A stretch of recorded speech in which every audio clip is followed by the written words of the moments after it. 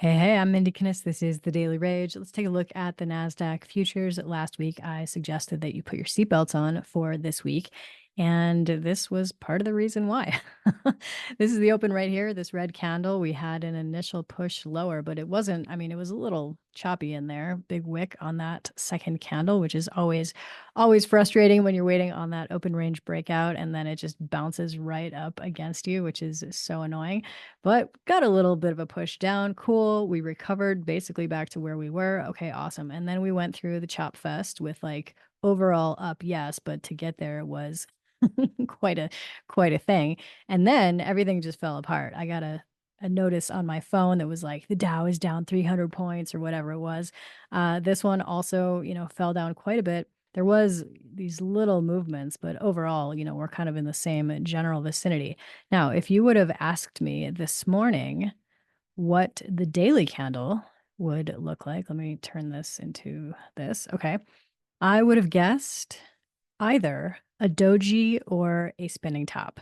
And we're about 10 minutes away from the close of the stock market.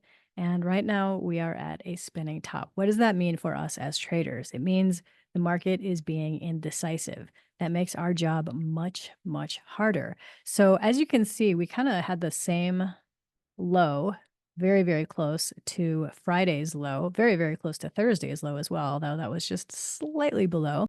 And we didn't even make it up to Friday's high. So shorter range today, and the week has only just begun. Tomorrow is the election here in the United States.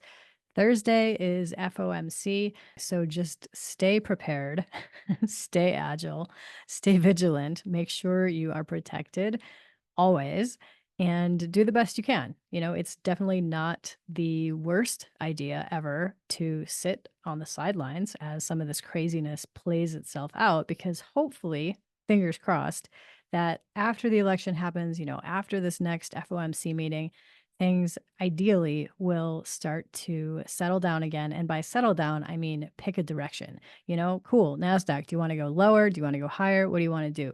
Let me just look real quick at this Dow. And yeah, we did make a much lower low there today. That on a 2-minute time frame, we'll just look at this nastiness here. That lovely if you would have been in that to the short side. I was not trading the Dow.